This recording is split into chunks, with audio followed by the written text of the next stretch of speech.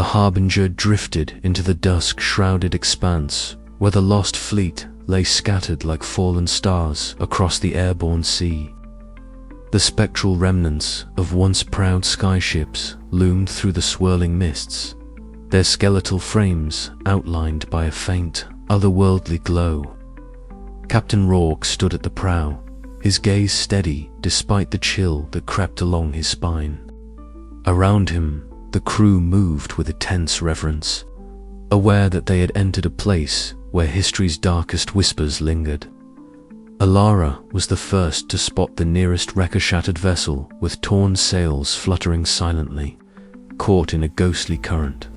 She gestured sharply, and the Harbinger eased closer, the engines humming quietly to avoid disturbing the eerie stillness. "This was the windbreaker," she murmured, her voice barely above the whisper of the wind. "One of the fleet that vanished with the helm years ago." Carefully, the crew lowered grappling lines and boarding planks, venturing onto the haunted decks. Wood creaked underfoot, and faded markings on the hull hinted at hurried repairs and desperate last stands. Myra's eyes narrowed as she knelt beside a broken engine, tracing the strange glowing runes etched into the metal. "This isn't just mechanical failure," she said, voice tinged with disbelief. "Something unnatural took hold here." Cale moved silently among the shadows, his cloak blending with the darkened timbers. From beneath a shattered cabin, he retrieved a weathered logbook, its pages brittle but legible. As Alara took the book, her hands trembled slightly. The entries detailed the fleet's final voyage, marked by escalating misfortunes, malfunctioning instruments, crew madness, and the relentless pull of the helm's curse. Each captain's last words spoke of betrayal, fear, and a doomed fate. Back aboard the Harbinger, the crew gathered to share the grim discoveries. The flickering lantern light cast long shadows as Rourke's voice cut through the silence. "We carry the same burden they did," he said solemnly.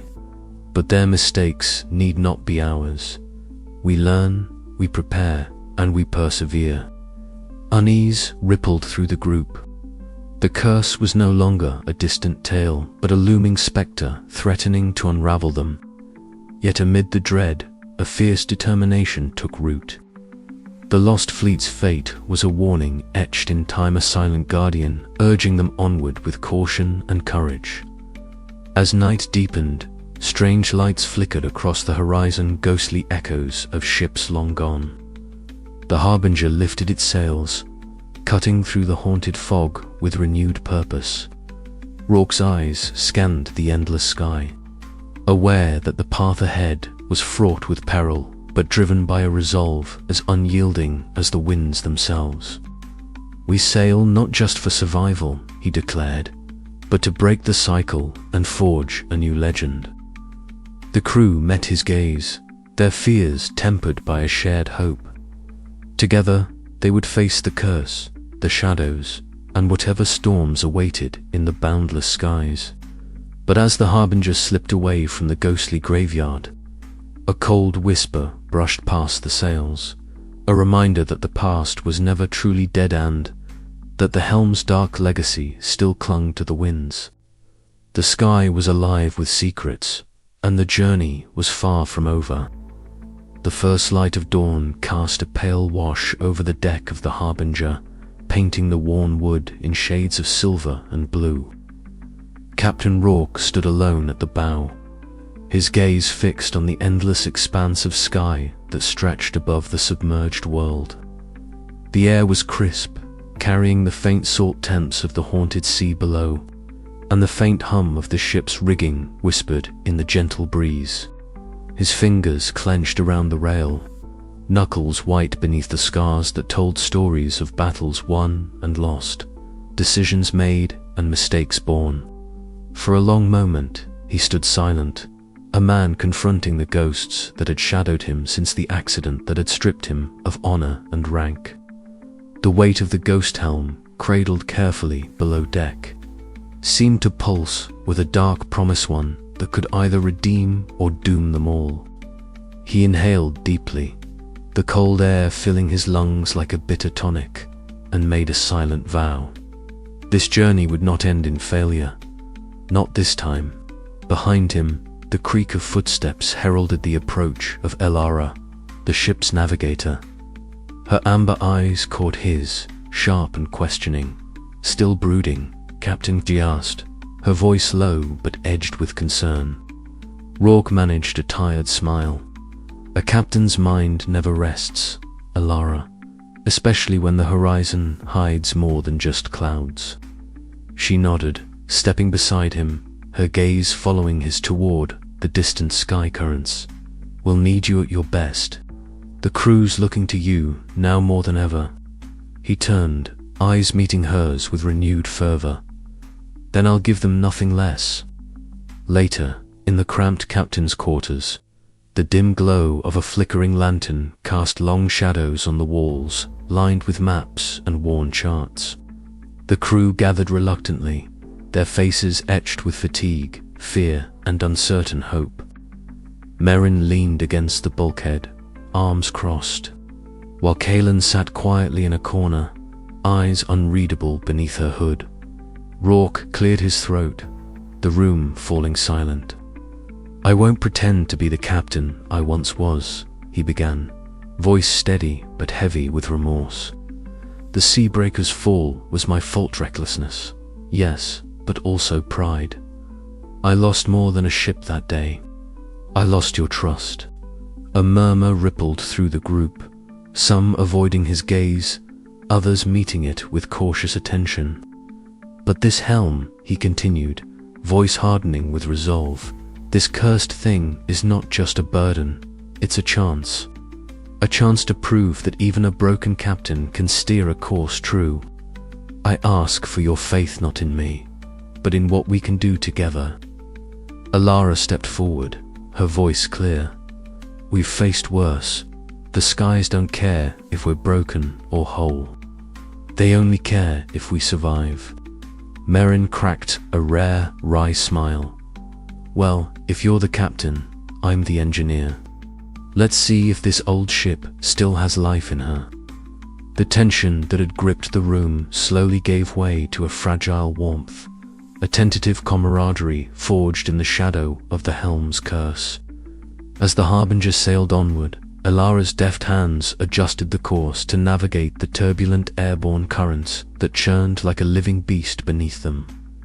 Outside, the sky roared with the distant sound of thunder, dark clouds swirling in ominous patterns. But inside the ship, there was focus and purpose. Merrin's steady hammering and the rhythmic pulse of the engine breathed life into the weathered vessel, a mechanical heartbeat syncing with the crew's renewed spirit. In the galley, the crew shared a sparse meal, the clatter of dishes and low murmur of voices weaving a tapestry of quiet unity. The weight of the journey pressed upon them all, but so did a new hope, a belief that, together, they could outrun the curse and the shadows that sought to claim them. Rourke's eyes lingered on each face, seeing not just comrades but fellow survivors, each scarred by past mistakes, yet bound by a shared purpose. The helm might be a curse, but it was also a catalyst, a crucible that would test and transform them. As the stars began to prick the twilight sky, the captain rose, stepping once more onto the deck. The wind tugged at his coat and hair, a whisper of the endless sky calling them forward. He raised his voice, steady and clear. Set the sails, steady the course. The final leg awaits, and we will meet it head on. Together, a cheer rose from below decks, a sound that was both a promise and a defiance. The Harbinger sailed onward into the unknown, the cursed ghost helm secure, but no longer a symbol of doom. It was a beacon of resolve, a testament to a captain reborn and a crew united against the darkness. But beyond the horizon, the skies simmered with threats unseen, and the true test of their resolve was yet to come. The sky around the Harbinger darkened, the usual blue hues fading into a deep, suffocating grey that swallowed the horizon. Below, the abyss yawned like an endless maw, its depths veiled in swirling mists that seemed to pulse with a life of their own. The air grew thick with moisture, heavy and oppressive, carrying the scent of ozone and something far older, a whisper of ancient power that set nerves on edge. Captain Rourke stood firm at the helm, his knuckles white as they gripped the polished wood. The creak of the ship's timbers mingled with the relentless howl of the wind, a tempest born not from weather but from the chasm itself. Around him, the crew moved like shadows, each consumed by their own battles with fear and duty. Maeve's sharp eyes flicked between the compass and the swirling mist beyond the deck. The compass needle spun erratically, refusing to settle, as though the abyss distorted reality itself. "Captain," she called out, voice taut with tension, "the currents are shifting unpredictably. This isn't just wind, something's interfering." Rourke nodded, his jaw tightening. "Steady, we hold the course. Trust the ship and your skill." Jorek's voice cut through the chaos, gruff and commanding. "The starboard rigging's under strain. We need to secure it or we'll lose the mast to this damned wind." The engineer's hands worked swiftly, knots tied and lines pulled taut against the relentless assault. The ship groaned, wood bending under pressure, but held fast. Sweat and salt water mingled on Jorek's brow as he barked orders, defiance etched into every line of his muscular frame. Below deck, the mysterious passenger remained a silent sentinel, their shadowed face unreadable as they observed the unfolding storm. Occasionally, their eyes flickered with an uncanny glow, hinting at secrets entwined with the abyss itself. The abyss seemed to reach out with invisible tendrils, tugging at the Harbinger's very soul. Shadows danced at the edges of vision, whispers curled through the rigging like smoke. The crew felt their hearts quicken, memories of past failures and losses clawing at their resolve. "Hold fast," Rourke's voice rang out, steadying the crew. "We've faced worse and come through. This chasm will not be our grave." Minutes stretched into an eternity as the Harbinger pressed deeper into the abyss. The winds battered them, each gust a brutal force threatening to rip the ship apart. Yet, within the chaos, a strange calm settled over Rourke. The abyss was a test of strength, of will, of unity. Maeve's hands trembled slightly as she adjusted the sails, her eyes narrowing in fierce concentration. "Captain, the currents are beginning to stabilize. We're through the worst." Relief rippled through the crew, but the shadows lingered, a reminder that this was but one trial among many. Rourke allowed himself a brief glance over the rail into the swirling void below. The abyss had not claimed them today, but it whispered promises of trials yet to come. "Prepare for the next leg," Rourke ordered, voice low but resolute. "We've survived the skybound abyss, but the journey is far from over."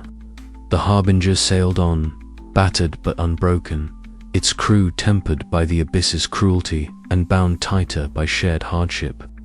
The skies stretched infinite before them, a vast uncharted realm where legends were born and destinies forged. And Captain Rourke, once dishonored, steeled himself to meet whatever darkness awaited in the endless sky. As the chasm's mists faded behind them, a subtle shift took hold aboard the Harbinger. Whispers ceased, shadows receded, and for a fleeting moment, hope bloomed amidst the storm. Yet, in the farthest corners of the vessel, unseen eyes watched, waiting. The abyss was patient, and its grip was far from broken. The air had turned thick with an unnatural chill, the kind that clings to the bones and whispers of forgotten terrors. Captain Rourke stood rigid at the helm of the Harbinger, his eyes narrowing as the ghost helm before him began to pulse with a spectral light. Faint at first, then growing into a furious, eerie glow that bathed the deck in ghostly hues. The sky around them, once a swirling tapestry of blues and greys, darkened unnaturally as invisible forces stirred, rippling through the airborne currents with violent intent. A sudden gust tore across the deck, howling like a banshee's wail, rattling the rigging and sending the crew scrambling for hold. The curse had awakened in its full fury. Shadows twisted and writhed in the corners of vision, and a low, almost imperceptible hum grew into a cacophony of spectral voices, their whispers seeping into the minds of every soul aboard. "Hold fast," Rourke's voice rang out, steady but charged with urgency. "This is no ordinary storm. It's the helm itself." Elara was already below decks, the sharp temps of burning oil and molten metal filling the cramped engine room as sparks erupted from the failing machinery. She worked with frantic efficiency, fingers flying over valves and controls, sweat mingling with the grime on her brow. "Engines won't hold much longer," she shouted up through the hatch, her voice edged with desperation. "We're losing power." Nash, clutching his sextant like a talisman, stood by the navigation rig, eyes darting between the shifting currents and the spectral storm engulfing them. His breath came quick and shallow, haunted memories flickering behind his gaze. "We're caught in a vortex of cursed winds," he muttered, voice trembling. "No chart can guide us through this madness." On deck, the crew wrestled with the rising chaos. Loose ropes whipped like serpents in the gale, and the Harbinger groaned under the strain, timbers creaking ominously. Fear gnawed at the edges of every heart, but Rourke's presence was a steady anchor. "Steady, all of you. Trust in the ship and in each other." Kalen, the mysterious passenger whose silence until now had been an enigma, stepped forward. Their cloak billowed as they raised a hand, voice low and melodic, weaving words that seemed to shimmer in the charged air. Arcane symbols flickered faintly around their fingertips, delicate threads of power reaching out to contain the tempest unleashed by the helm. "The curse is not just a force of destruction," Kalen intoned, "but a living shadow that feeds on despair and discord. We must hold fast to hope, or it will rend us all." Rourke met their gaze, a flicker of respect breaking through his usual guarded demeanor. "Then let hope be our shield. Stand with me, all of you." As the spectral storm raged, the Harbinger pitched violently, waves of wind battering her from every side. The crew tightened their grips, voices raised in strained shouts and desperate commands. Elara's hands were blistered and raw, but she refused to relent, her mind racing for every possible fix to steady the engines. Below decks, the lights flickered, shadows dancing like wraiths along the bulkheads. A sudden jolt sent Elara sprawling, but she scrambled back to her post, cursing the curse that had turned their journey into a nightmare. "We can't let the helm win," she growled, voice fierce with resolve. Above, Rourke moved among his crew, steadying nerves and lending strength where it faltered. The shadows clawed at his mind, whispering doubts and fears, but he fought back, remembering the promise he'd made. Redemption was not a gift, but a battle. The cursed winds screamed one final, awful cry before the arcane threads Kalen wove began to bind the tempest, the spectral glow dimming ever so slightly. Exhaustion weighed heavy on every soul, but a fragile calm settled over the Harbinger. Yet the danger was far from over. The helm's curse had been unleashed and survived. The crew bore fresh scars, not just on their bodies, but etched deep into their spirits. Rourke knew this was only the beginning. Somewhere beyond the storm and shadow lay the true test, and the cost of failure was unthinkable. "We endure," Rourke said, voice low and fierce.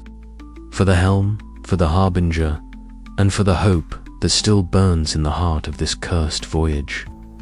As the skies slowly cleared, The crew braced for what lay ahead, their unity forged in the crucible of the curse's unleashed fury. The ghost helm had shown its teeth, and the Harbinger would answer in kind. The journey was far from over, and the shadows were watching. The sky had darkened in a way that felt unnatural, the clouds roiling like a living thing as the Harbinger rode the currents with a weary grace. Captain Rourke stood at the helm, eyes scanning the horizon where the last remnants of daylight bled into the approaching twilight. The cursed ghost helm lay secured below deck, its aura a constant weight upon the ship and crew alike. Suddenly, through the thick mists and swirling vapor, another silhouette emerged, massive shape cutting through the clouds, sails unfurling like dark wings against the sky. "Look sharp," Elias muttered from the navigation post, his voice tight with suspicion. "That's no merchant vessel." Rourke's jaw clenched. He had hoped for solitude, but now, fate or perhaps the curse had other plans. As the stranger vessel drew closer, the insignia became visible, a silver hawk clutching a dagger, the mark of Captain Varric, a man as notorious in the airborne seas as Rourke was disgraced. The Harbinger's crew bristled with anticipation and dread. Varric's reputation for ruthless diplomacy and brutal efficiency preceded him. When the two skyships anchored side by side in a rare calm amidst the aerial currents, Rourke and Varric met in the captain's quarters. A small, dimly lit room heavy with the scent of oil and old wood. Varric's eyes gleamed with a calculating light as he spoke. "Captain Rourke," he began, his voice low and commanding, "I hear you carry a prize worth more than all the gold in the submerged vaults. The ghost helm." Rourke met his gaze evenly, the weight of his past failures pressing down but not breaking his resolve. "And what would you have of it?" Varric smiled thinly. "I offer you aid. The skies grow darker, and enemies lurk where none expect. Together, our chances of survival and success increase greatly." Suspicion flickered in Rourke's mind, but the alternative was stark isolation. He nodded curtly. "Very well, but understand this. The helm's curse touches all who carry it. Trust is a fragile thing." Outside, the air shifted suddenly. Shadows moved with unnatural grace, and before the crews could fully prepare, the first shots rang out. The Shadow Syndicate had found them. Gunfire and tracer bolts illuminated the sky as the combined crews scrambled to their battle stations. Myra's hands flew over the Harbinger's engine controls, pushing the ship's aged heart to the limits. Elias shouted coordinates, guiding the ship through the deadly dance of currents and enemy fire. Rourke found himself fighting not just for survival, but for the fragile alliance that might yet save them all. Varric's men fought fiercely alongside the Harbinger's crew, their combined firepower turning the tide, but the cost was high wounded men and shattered trust. When the last shadowy figure was driven off, the battered crews gathered on the deck beneath a blood-red sunset. Silence settled, heavy with exhaustion and the unspoken understanding that their journey had become more perilous than ever. Rourke looked across at Varric, the man's scarred face set in grim resolve. "We need each other," he admitted. "But the ghost helm's shadow grows. We must be ready." Varric nodded, a rare flicker of respect crossing his features. "Together, then, for now." As the Harbinger sailed onward, the sky seemed to hold its breath, the storm of allies and enemies swirling around them. The curse was no longer just a legend, it was a living force, and the battle for its fate had only just begun. The clouds thickened, and in their depths, unseen eyes watched. The next move was theirs to make, but the question lingered. Could this fragile alliance withstand the coming tempest, or would it shatter, dooming them all? The endless sky awaited, vast and unforgiving, carrying the weight of secrets, curses, and the hope of redemption.